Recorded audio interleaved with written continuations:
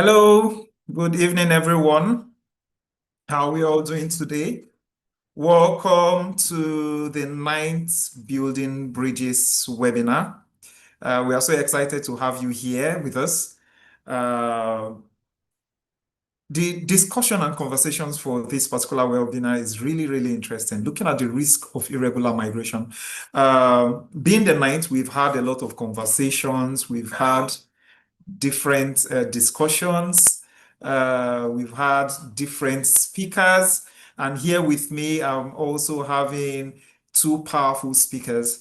And before I go on to introduce them, I'll introduce myself once again. My name is Benjamin Abara of TISU Consulting Limited. And here with me, we have Angela Tonda, the Managing Director of the Esangbedo Humanitarian Foundation. Please say hello to the audience. Good evening, everyone. It's great to be here again. I hope we have a very wonderful conversation this evening. Great to be here. Thank you, Benjamin. Good evening. Thank you. And also here with us is Mr. Paul Wanko from Irara. Good evening, everyone. Nice to be here with you. Good evening, Paul. Great to have you with us. And I was going to ask, I just put it on the chat box. People that I just shared the link with, they said they're finding it difficult to join. So I don't know because on YouTube, there seem to be only three of us here. Okay, so the viewership is on YouTube, so you can share the YouTube link instead. Okay. Yes. Okay. So just they should use the YouTube link. Yes. Okay. I think I should just communicate them to say they should just join the YouTube link. Yes. Okay. All right.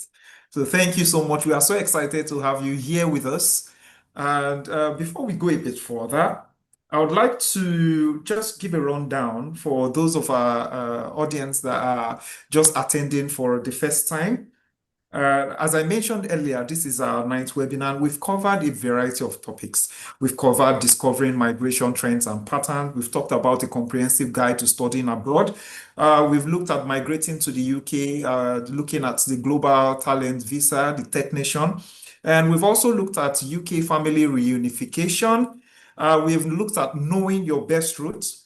We've looked at building a migration plan and opportunities in Schengen countries, a lot. And we have all this on our YouTube channel. You can go and watch anyone that you find interesting, that piques your interest, and you would like to get a lot of information from. Because that is what the Building Bridges webinar is for, is building the bridge of information. Because one of the things we realize is that there is some form of gap in communicating migration processes, in communicating migration policies, in communicating migration rights. I feel there's a gap, and that's what the webinar is all about, to bring that information so that when anyone wants to migrate, because migration is a right, migration is constant. We move from one location to another for different reasons. And for that reason, we have put together, bringing different professionals, different migration experts and players to discuss on the different facets that affects us. So before we go further, I would like us in the chat group on YouTube, I would like you to drop your name and where you are connecting from, because that is very interesting to know where our audiences are connecting from. And one of the things we realized over time was that there are specific places of interest that speaks to different states in Nigeria. Like, that was really, really interesting. You find out people in a particular location tends to want to migrate to a particular place. I'm not really sure why, but maybe I think one of our webinars will explore the reasons behind those migratory decisions that are location specific. So in the chat box, you can put your name and say where you're joining us from. It will be really interesting to know. And in the course of this particular webinar session, if you have any question, you can drop it in the chat box and we'll pick as much as we can as we move on with the different presentations. So we'll hit the ground running as we call on Mr. Paul Wakwa to give us his presentation. Thank you.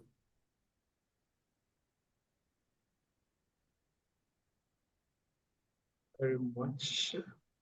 So, coming, trying to share. Are you able to see my screen? Okay, so yes, we can. Okay. So, good evening, everyone. I hope you can hear me clearly. Loud and clear. Oh, thank you very Loud much. and clear, sir. I also join you to welcome our audience, to thank you for inviting me to speak to us and converse with us on this important topic. My apologies, I was in a meeting. I had to just join and then see how I can come up to be in this meeting.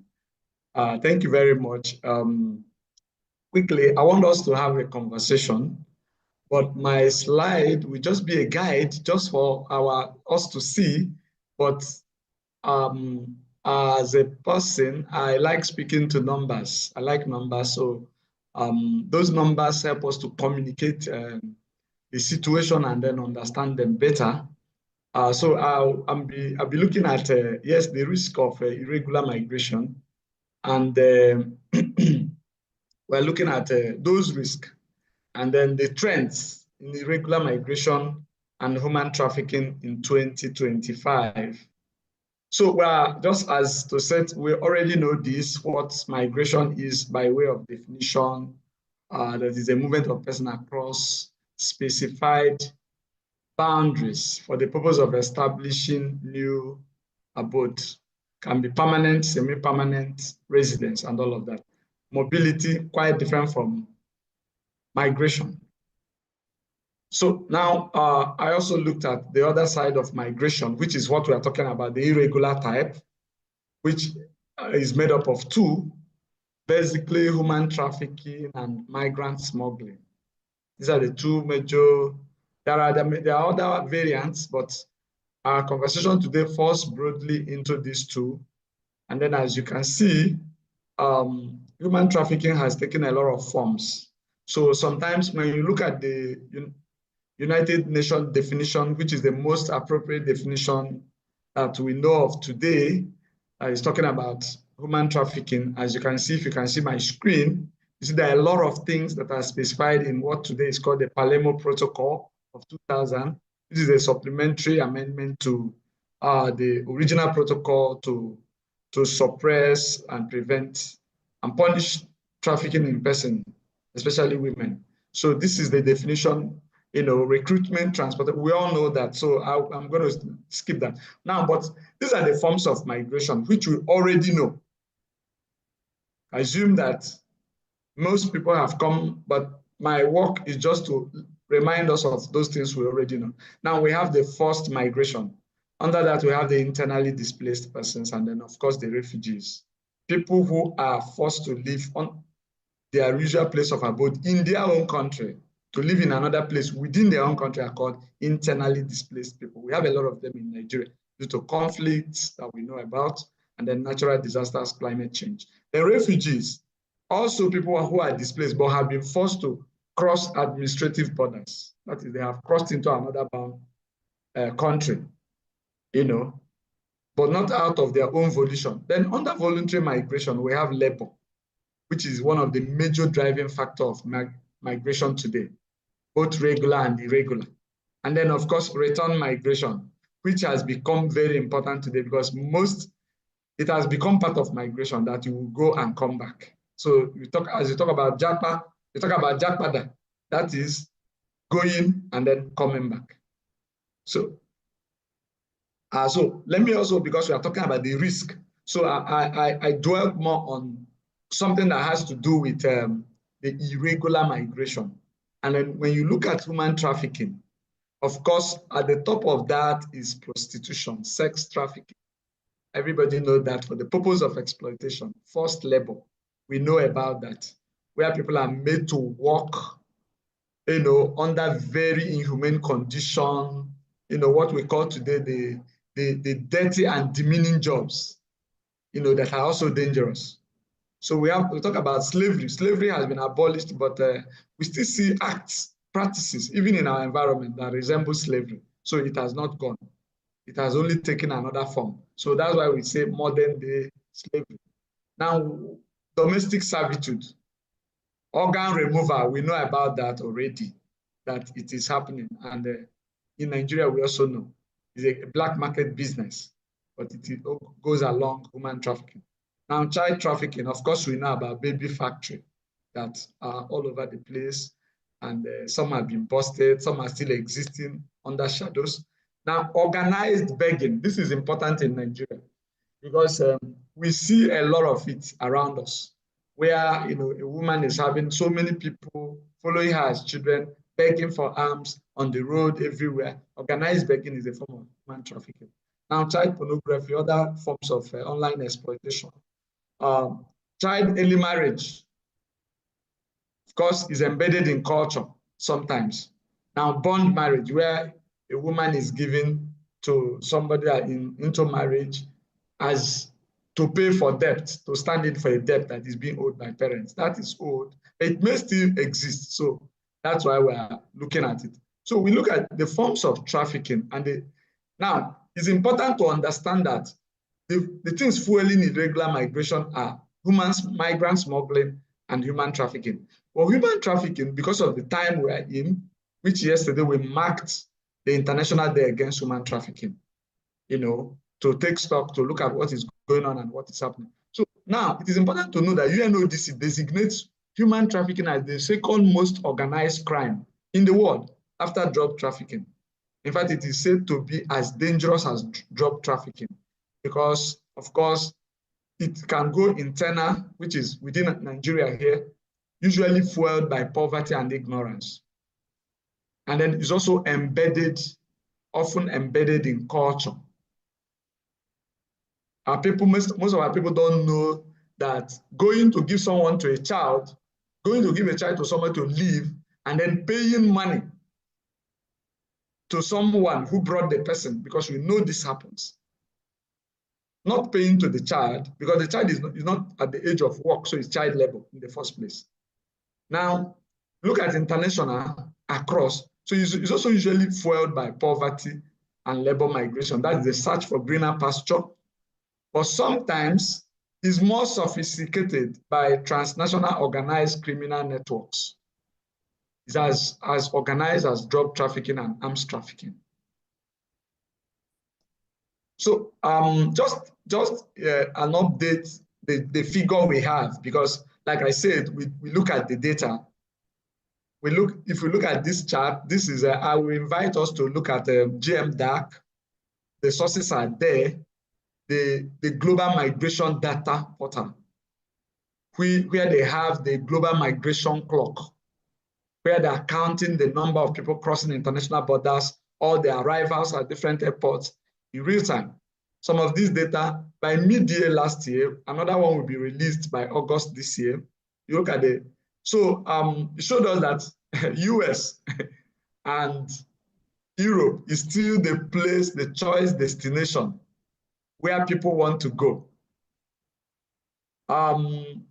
Africa is also the place, like I'm going to show in further slide, is also the place that people want to live more, especially Africa and the Middle East.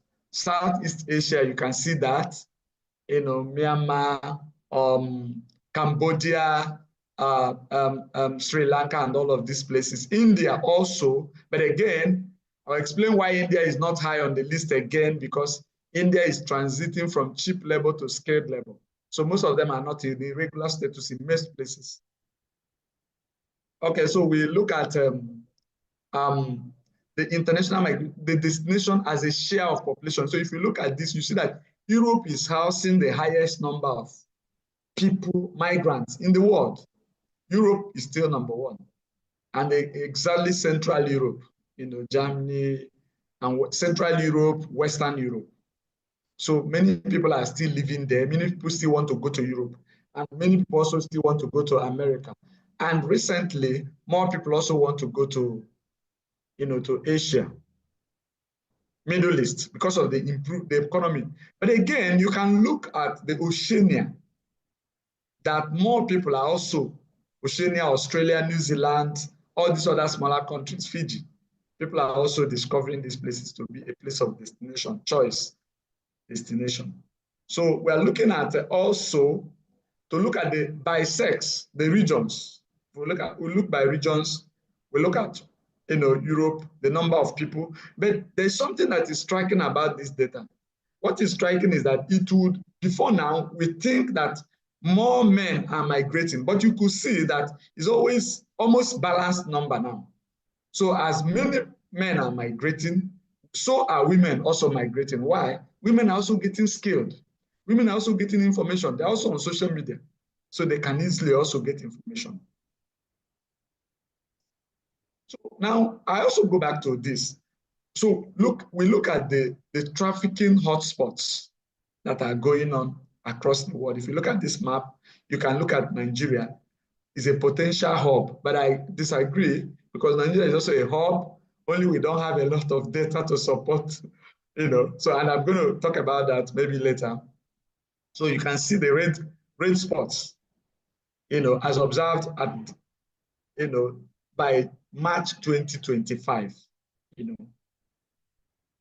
So locally, there is an alarm.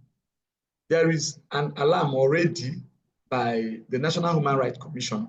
I looked at all the data available in Nigeria. They are a lot of disjointed data. Some of them, I will also talk about them, because when we don't have data to support what we're saying, it's about just media reports, people shouting on social media, but you do not have data to support what you're saying. So your policies cannot always be easily informed by data.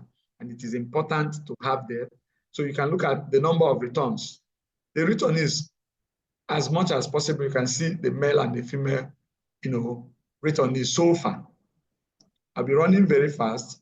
Now, the age of people who are detected to be in irregular status or trafficked, you can see it's only the youth. But look at 21.2, children.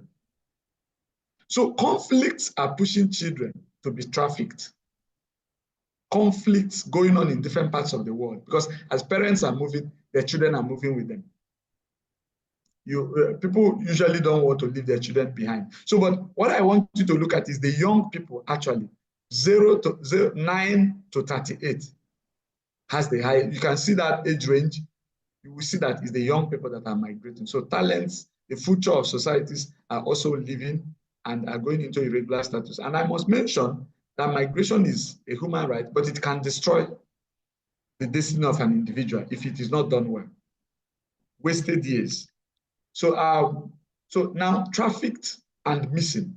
So the data on missing migrants is important to me, because the missing migrants are the people who have been unaccounted for. They are either disappeared, missing, cannot be seen, or cannot be returned. Some of them died in the sea. Some of them are in prison and are not being charged for any offense, and no record, and will probably stay there all their life or probably die in prison. Some died in the desert. Then the people who are trafficked also. Now, between 1st January 2014 and 28 February this year, at least 73,000 migrants were recorded as missing. No data. They have left their country, but they cannot be traced again. They disappeared. So I move fast now. Now, trafficked, dead, missing, dead, or presumed dead. All those who are missing are already presumed dead. They are presumed dead, because he said that 1 in 4 people who made that journey or who attempted to cross the Mediterranean, 1 out of every 4 people died in the Mediterranean in the process of trying to cross that in 2021. And that is about a higher death rate as compared to in 2023 compared to 2021 when it was only 18%. So there's something about this data. More people, whereas more people are arriving at the North African countries of Morocco, Libya, Algeria, Tunisia, but arrivals in Europe has decreased by 19%. Why? It means that more people are retained into slavery in Libya. Because something happened, the Libyan government, since the fall of Gaddafi, there are 3 governments in Libya. Each of them have their own prison system, their own police, their own criminal justice system, led by different rebels. So they have their own prison, so they arrest people and keep them in Libya, and then collaborate with some European countries, especially Central Mediterranean countries of Europe, not to allow people to enter the Mediterranean Sea, because if they enter the Mediterranean Sea, the chances are that they may be rescued by the European Coast Guards and taken to shore to be profiled and then protected and sometimes assimilated or returned, if not deported. So that if they are to be retained in Libya, it is a worst case scenario. So now there is another trend. In 2020, the total number of victims detected around declined, probably due to the lockdown. People and borders were closed and all of that, but it had started rising again in 2023. Going back to I'll show, I don't think I have that graph here, but it is going back to the pre-pandemic period, which means the social drivers of this irregular movement are still there. The only thing that happened is that with the closure of borders, people were not moving as they wanted to. But as the borders are open, then the traffickers are there, the recruiters are still there, the connectors are still there, the push factors are still there, so people are also beginning to move again. Now, what are the dangers and consequences? Because there are consequences anyway. The consequences are very big, but I just mentioned a few of them. By the time this irregular migration continues to go on, the chances are that there will be stricter immigration control measures, as we have seen already. Trump is building the walls and is not going to stop. Many European countries, far-right political parties are taking over, conservatives are taking over governments, and they are hard on immigration. They're changing visa policies, making it more difficult for even genuine people to get visa to travel. So that is the thing. Traffickers are becoming increasingly more sophisticated and daring. We already know that. Then more people suffer exposure already. More people are more likely to meet these guys and then get recruited, And then, of course, abuse of human rights, we know. Torture, hunger, outright rejection, inhuman deportation, expulsion to desert borders to face death, as we have seen in North Africa. And then, of course, increased rate of sponsored hate crimes, examples, xenophobia, as we already seen. Please help me close the door. Thank you. So we look at the irregular migration hotspots in 2025. So we look at South Africa. It's still for intra-regional migration within Africa, still a destination where people want to go to. We all know why. Then the trans-Saharan route from northern Nigeria, trans-Saharan route to the Mediterranean Sea. Then the Maghreb. Some people are not longer want to go to Europe. They just want to leave Nigeria. May we go Mali. At least may we stay Algeria. They know that they can't get into, they are already aware that something can happen in the Mediterranean, so they want to go to the Maghreb, Algeria, Mali, those desert countries. They want to go there. Basically, North Africa and the Middle East. Now, Central Mediterranean, Turkey, Cyprus. Of course, you know about that, where people were saying, study in Cyprus. Many of them are being received currently by Irregular, my organization, because after studying in Cyprus, there is no job in Cyprus. So you are likely going to be deported. So all those people who traveled 2 years ago for masters are returning today. We have the data. They are all coming. Because except for any reason you are able to make it into Europe, other bigger economies of Europe. Now, the US-Mexico border, of course, Eastern Europe to Germany, people coming from Eastern Europe to Germany. With the war in Ukraine, of course, you know, more people are going into Germany and mixed migration. Okay. So this chart is important for us to know the migration flow, the irregular migration flow across West Africa. But let me also say that 90 to 95% of migration within West and Central Africa is internal. So you can also see that 2.2 million people, that 2.2 million people, that is Ivory Coast. More people are more likely to go to Ivory Coast. We want to go to Cote d'Ivoire. Maybe we will answer why, but that's what the data is showing. More people want to stay in Cote d'Ivoire. Now we'll also see, again, Cote d'Ivoire, because of mining and improve the economy or something.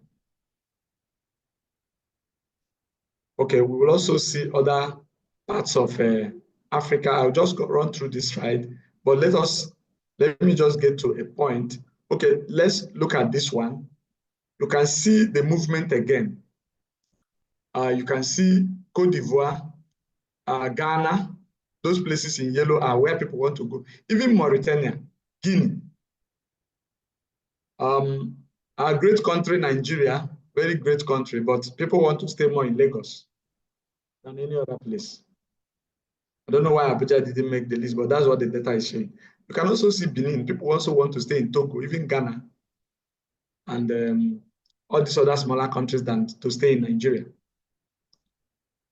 Okay, so what's the impact? The danger. We may not be able to achieve the the Sustainable Development Goal in 2030, just 6 years or 5 years from now.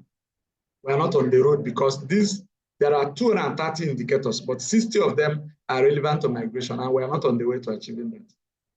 So that's the impact. So now, there is a lot of data gaps that exist. Why we cannot even advocate, cannot even speak to the right people, we don't have the data. So you can see only about 1 in 4 countries in the world can provide statistics about human trafficking and irregular migration in their country. Then look at Africa, only 40%, because we are the worst hit. So we are even doing well. 17% of countries in Africa, the data they have points to as far as 2010. That's when they have data. Nigeria is already even doing well, because at least you can have data up to 2023, 2024. But we need to. So, and I concluded by saying in most developing countries, Africa involved, state criminal justice systems are generally weak, cumbersome and often corrupt, making it easier for smugglers and traffickers to get away with their crime. We already know that. So they do it, that's why they're emboldened, they're more daring, sophisticated. They use a lot of other means. In Benin, we were looking at what is holding the girls, why the girls cannot choose to return, even when they are being abused, trafficked, because of the oath they swore back home, where they believe that the part of their soul is with the shrine. If they come, they will die. So they choose not to come. So just yesterday, we have been meeting with some communities to look at this. Why people, once they enter that oath, is a very critical factor. Once you take that oath, you are bound. That fear and threat remains. So I think I should be thanking you. These are my sources. Thank you very much. Over. Thank you so much. Thank you so much, Paul. This was really enlightening. It was really, really enlightening. And it's interesting how we could see the real data play out. And as you mentioned, I wonder why Abuja is not among the spots for migration into Nigeria. But anyway, we can understand, because even in Edo State, we realize that a lot of the internal migration goes to Lagos. But while you are speaking, a question came to my mind. So looking at your organization, so from your organization perspective, what do you think is the major driver for this that fuels irregular migration in Nigeria and in Africa? Okay, let's look at Nigeria. The truth of the matter is that the major driver of Japa is the fact that people are not seeing their future in Nigeria. Hmm. People don't tend to see their future in this country because they look, the opportunities are limited. People have taken money from their family resources to go to school, and you say they should get education, they have gotten education, but there is no job. And there is usually this expectation in this part of the world that after training your children should train you. So a child that is not contributing anything is actually not seen as not doing well. So the pressure is on the child, and then people to migrate to look for greener pastures to support their family, since there are no other support systems they are looking up to. So people are not seeing their future in Nigeria. And as long as you don't see your future in the country, people want to go, even if it is the worst place, but let us just live here. That's what we have observed. So it is not a matter of advocacy talking to people. We must deal with the social drivers. What is at the root? We must fix our political system. We must get governance and development right. We must provide. You cannot have this army of people who don't have job, and you don't expect them to be going into irregular status or falling prey to human trafficking. It is human nature to survive. So this is what we have observed. So as long as you're telling people, even most of the people returning, they'll tell you, we will just return and go back. We're not going to stay. So as they are returning, they're already making call. And you can't stop them because migration is a right. We only advise that you do it the right way so that you don't break a law and find yourself in irregular status, so that you're not able to even make money. You suffer more. So for me, I think we need to fix a number of things. But first of all, we need to get governance and development right.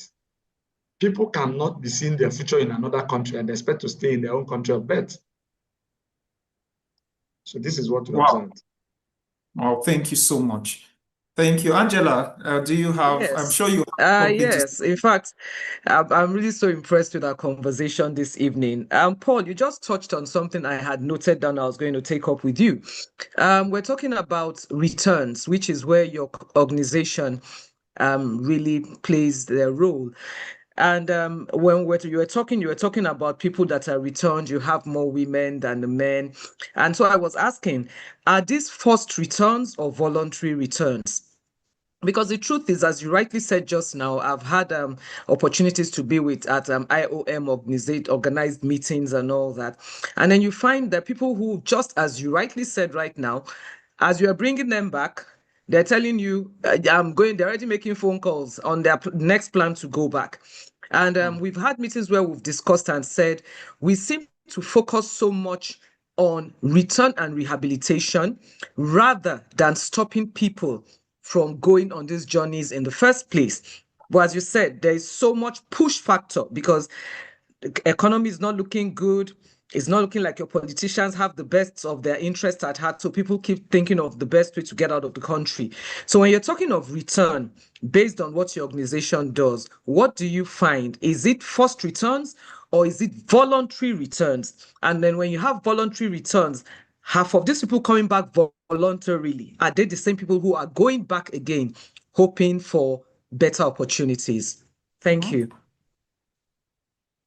Thank you very much. This is quite important to me, and I have a connection to this because over the years when I have studied the politics of return migration in the global south, especially in Nigeria and Africa, the truth of the matter is that the idea of voluntary return is very, very academic.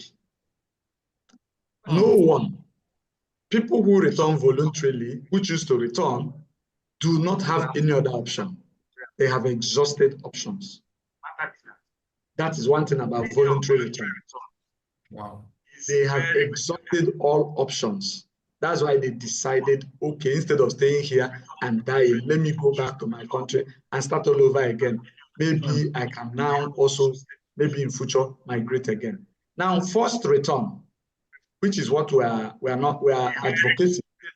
Because forced return, as you see it, is what we call organized deportation. Yes. Countries have rights within their jurisdiction to ask people to leave. So people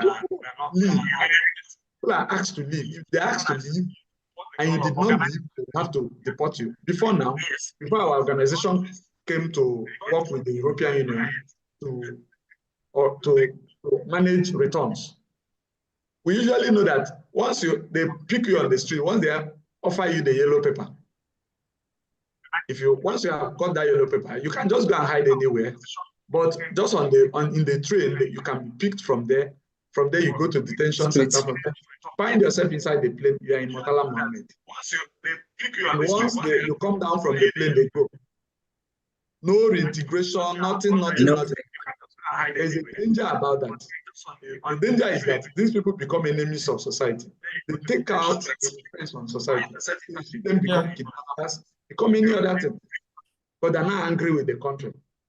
But by the time they come back and we're able to welcome them, show that, oh, yes, you have suffered what you suffered, but you are back to your own country. There is something we can offer you. You can always start again. I think it makes the people to have a rethink on going back on the same route. And then also to tell others who are warming up to enter the desert. So now, we are advocating for, my organization is managing 2 returns, the ones that are forced and the ones that are voluntary. Now, the returns that are coming from Germany are both voluntary and forced, but my organization is involved in the voluntary return. Now, we have a package, a project, where if you agree to return on that project, you get some amount of money up to 2,000 euros or more, depending on which part of Germany you are returning from. And then you are able to we help you to start up your business, the business you want to do, or to help you find a job if you have qualification. Now, for the UK project, UK Home Office project, which we are doing in the UK government, is generally forced return, but they have a reintegration attached to it. Those people have no legal stay anymore in UK. Their visa has been revoked, it has expired, they cannot get another COS and all of that. Now, for the one happening in the rest of the European Union, which is the EURP project, is basically people who have no legal stay, but we're able to come in. My organization, working with the European Union, does not decide who returns or who stays. We do not decide that. We are not part of the decision. The particular country makes that decision. But when they make that decision, they send it to European Union. European Union contacts us to say, this person is returning from, we're going to book flight for the person. We're going to receive the person in the airport. We're going to put the person in temporary accommodation, which is hotel, from where he can now reunite with the family. So that is how it goes. So it goes both ways. We manage both, but ours is to provide a soft landing, provide reintegration support that can welcome that person back. 2 things it achieves. It helps the person not to go through that trauma alone, to show a sense of belonging that the country thinks about you. And there are organizations that will stand by you in this, your process of coming back. Some of them have stayed 20 years. They don't even know their compound again. The road that they traveled through when they left have changed. They have removed all the landmarks and development has happened. Some, in one particular case, the entire family members have been kidnapped in Benue and killed. You can't know anybody. So we have been in the process of trying to do contact tracing, reunite. And we have made progress, at least knowing people who knew their people when they were there. So it is a trauma for someone to return forcefully, to even be in irregular status in the first place. I don't know whether I answered the question. Wow. Thank you so much. You really addressed that question how I wanted our audience to hear it, because a lot of people don't understand what it means to be in irregular status and the risks involved when you're caught, how you can lose everything within the twinkle of an eye, and you're on the plane and you're back home. And so we keep advocating. That is why we have this program. We keep advocating However you want to do, whatever you want to do, make sure you're not going there and getting into irregular status for your safety and for the safety of your family members. So thank you so much, Mr. Paul. You really addressed that question very well for me. But I want to take it back a step again. Irara is doing so much, helping people. You just mentioned 2,000 euros. 2,000 euros is a lot of money to give to someone to come back and resettle in Nigeria right now. We're talking of roughly, that's almost 4 million, if I'm correct. Yeah, almost 4 million if you're giving someone 2,000 euro. And I'm wondering, all these international organizations, why don't we look at how we help people here with something, even if it's a quarter of that amount of money, to help people stay back in Nigeria and get things done for themselves? Why do we have to wait for them to go there and then we bring them back? And that's why you find a lot of people thinking, oh, okay, they brought me back this time and gave me 2,000 euro. I can pass the next door again and go and come back next time and get. How do you ensure that we don't have people repeating this just because of what they want to get? And how do we handle it that we find we can actually assist those who are here to stop them from going with this same kind of offers? It's a very, thank you very much. It's a very delicate balance, a very tight rope to walk. Now, sometimes it appears that the monetary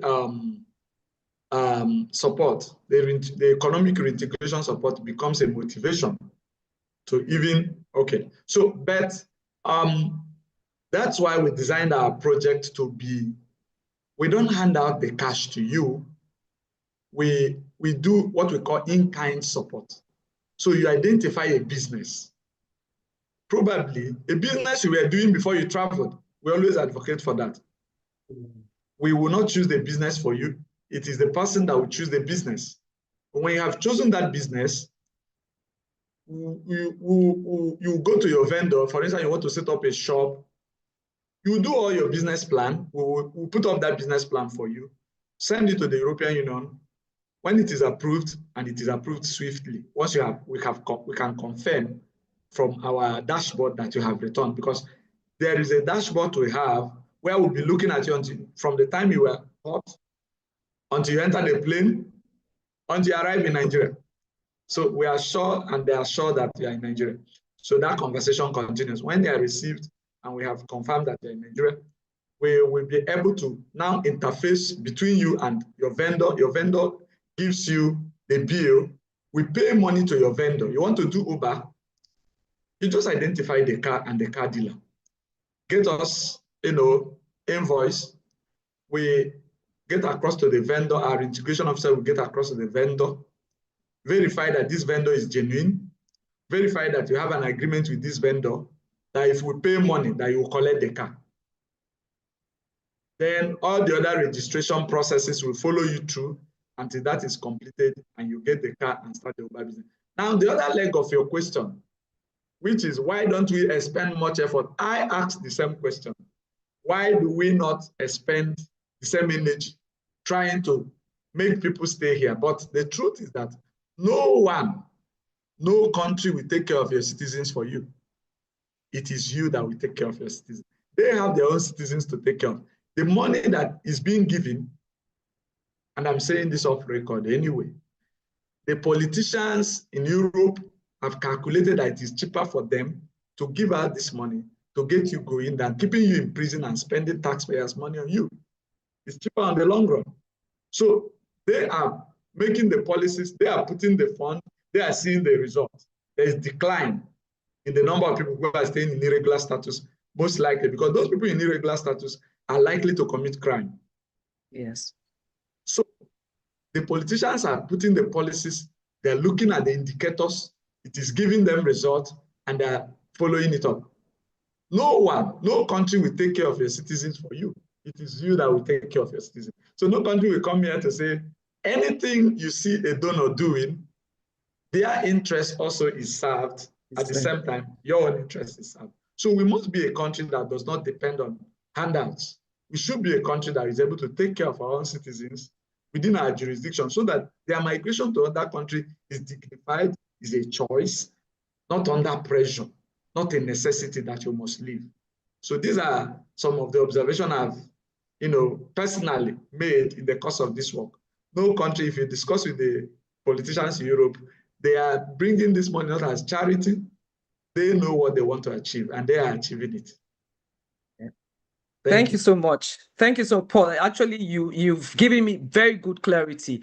Whatever they're doing at the end of the day is also for themselves. It's actually cheaper for them to give you that $2,000 back home in your country to set you up than have you be a nuisance in their country and in their own. I totally understand that. Thank you so much. Benjamin, I don't know if we have other questions from people who have been with us. Yes, we have some questions, although we are almost short on time. But someone asked a very interesting question, and it has to do with the uprising in Ghana and wants to hear our perspective on what is going on there. Thank you very much. I have personally been an advocate of government being proactive, to deter individuals, sympathizers and enablers of hate crime like xenophobia. Virtually everybody you see is a migrant, and that is the understanding we must have. Where you call home today, it's possible that your ancestors in the decades past, centuries past, migrated to that place and called it home, and you are born there. So people must understand that those who have come to stay, that migration is as old as man. For us Christians, we believe that Abraham was told to leave a particular place and go to a particular place as early as that. So trying to, be a sympathizer, to be an apologist of people who want to commit hate crime like xenophobia is totally condemnable. And I think Nigerian government, this is where our diplomacy should be up.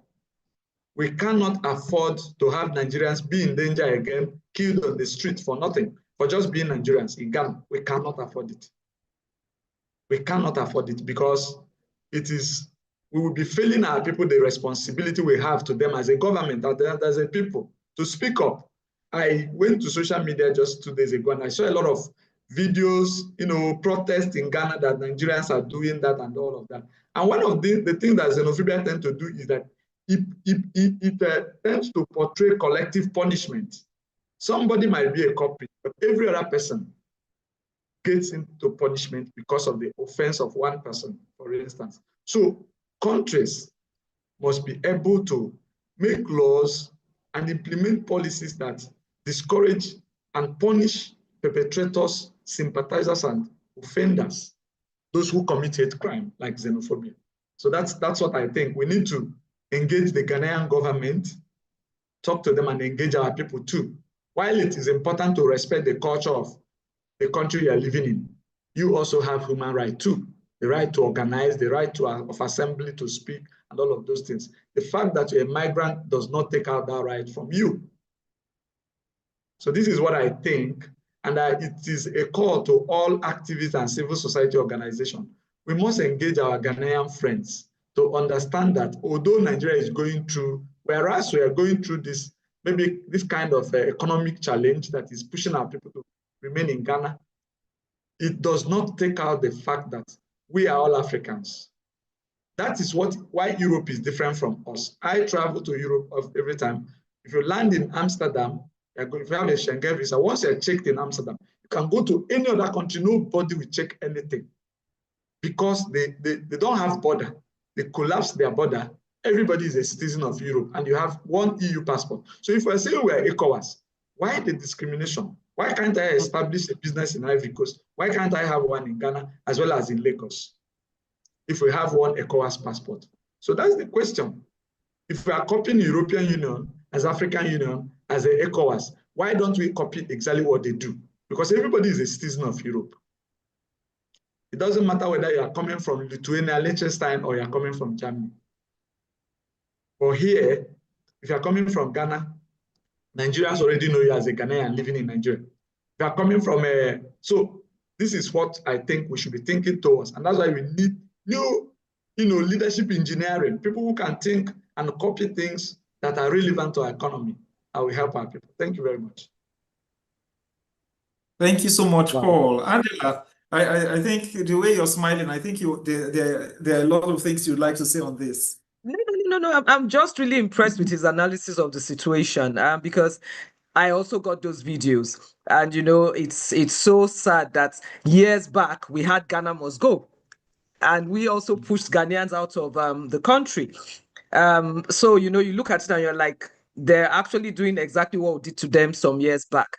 But the fear in it is having the situation of what we have our people going through in South Africa. One of those videos, they started with, oh, Nigerians must go, Nigerians, but the last person was saying all foreigners must go. And that is how it starts. So it happened in South Africa. You are not fighting the people who are the whites who have oppressed you. You are fighting your fellow blacks who are trying to get their own lives in order in your country. So I think Mr. Paul is right. It needs to be shut down now before it turns to something that is going to cause a crisis in both countries. And I think he's really right. I think both are Nigerian, the Nigerian Diaspora Commission, our foreign affairs should definitely get up now and start liaising with the Ghanaian officials to make sure this does not escalate, because we're looking at it as a joke now, but if it's not handled, it's going to be something that we're all going to regret, both Nigerians and Ghanaians. So I think Mr. Paul actually addressed that question very correctly. It's unfortunate we have Nigerians doing the wrong things. Yes, we're not saying they've not done wrong, but you can't tar everybody with the same brush. One person has committed a sin, so everybody who is in your country should suffer. I've gone to Ghana, we're alike in every way. You understand? We have the competitiveness in every way, but we shouldn't get to the point of beginning to think of destroying each other's businesses and all that. So Paul has really addressed that very well. And I think we've had a very, very good conversation today. It's been a good one. Yes, it really has been. Thank you so much, Paul. Before we call it a day, you've had a lot of interactions with returnees, regardless of the position of which they returned.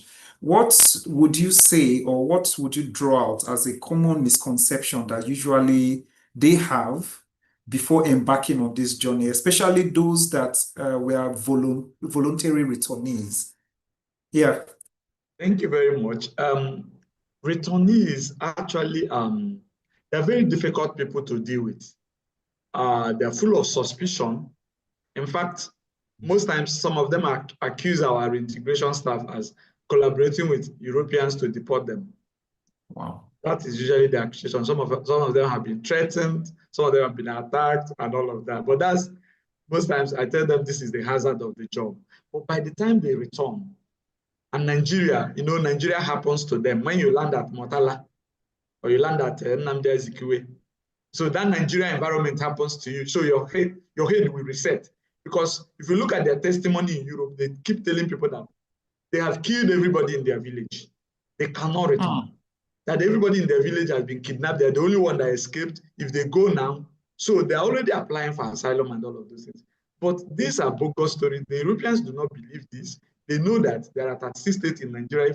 If your village is in crisis, you can go to the next state. Why did you come all the way to Europe?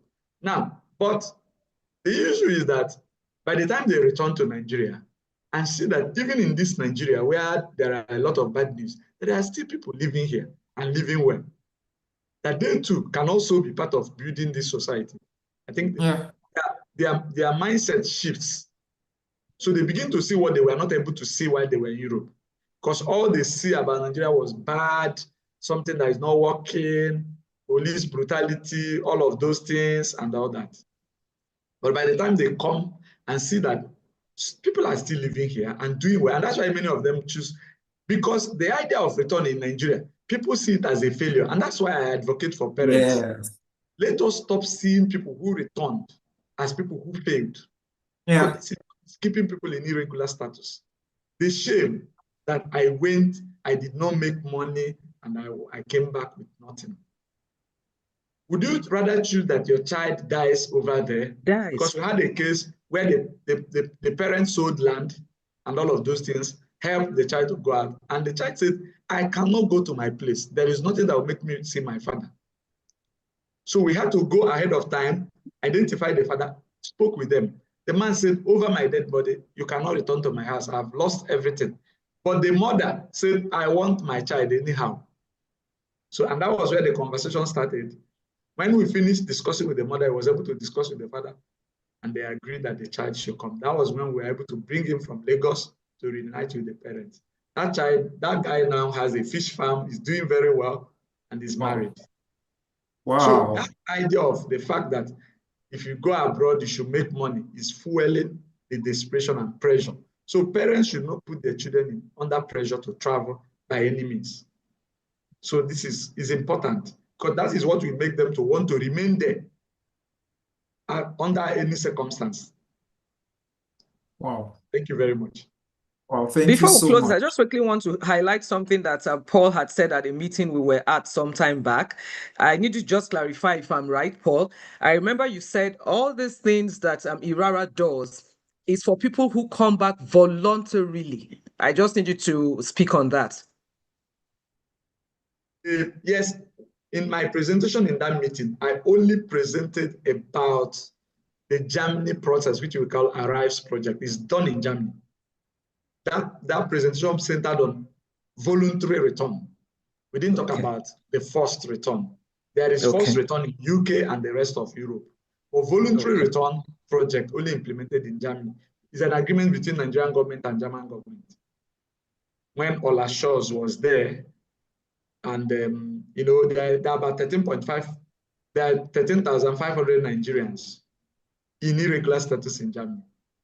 Wow. And only 10 of them are just have been, when they put them in, they say they are being tolerated.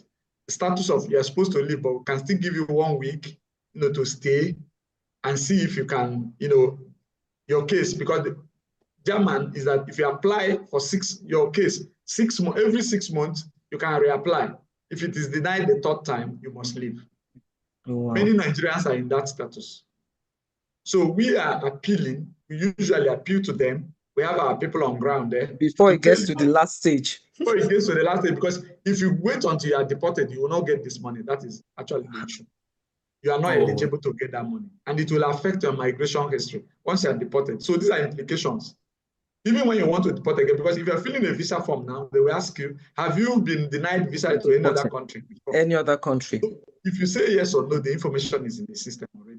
Yeah. All the OECD countries, they share information about migration. Thank you. Thank you so much, Paul. Thank you. Thank you so much, Paul. Thank you so much. This is really interesting. I had a whole jot of questions I wanted to ask, but because of time, I'm sure we'll come back again where we'll have a much more plenary Season 2 discussion. with Paul of Irara. Yes, but before we go, so for Angela, I know the Yes. Istanbul Humanitarian Foundation is more of a grassroots player working in the Yes. prevention space. And I would Yes. like to ask, before we go, what would you say to a young person listening today who has already made up their mind? Because I was in a meeting yesterday and I heard a lot of terrible news. A woman, one of our children, about 15 years old, they have been looking for the person for over a month plus, only for the person to call shortly after that he just got into Italy. And another one has been stranded in Libya for a very long time. And this is very recent. It's very, very recent, this year actually. So for young people still have that in mind, being that this is the best way for me to live, this is the easiest way for me, this is the surest way. So for those that have listened to this program today, talking about the dangers of irregular migration and all the information that Paul has given us this evening, what is your advice to them and what would you like them to take? What would be that key that you would love them to pick from this engagement? What I would want them to take away from this is the Jakpada story. I think there's a particular Jakpada story, not just one. We've had several actually of people who went, who failed over there and have come back and in less than 1 year have thrived.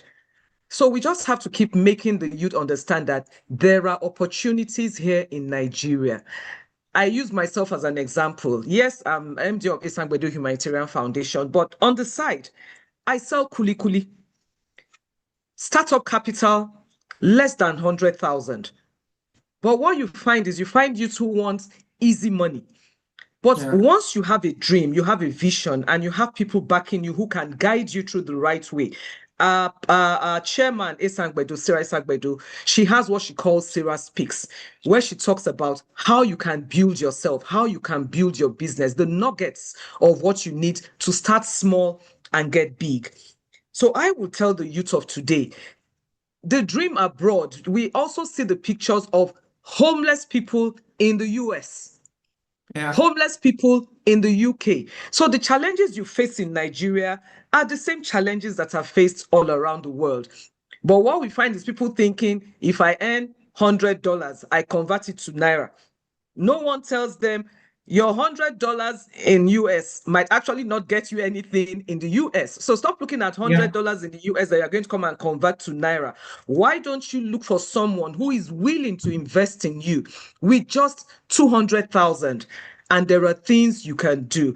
I want to believe that with our Catch Them Young program, which we have under the Esagbedo Humanitarian Foundation, maybe we should show more videos of what people go through under irregular status.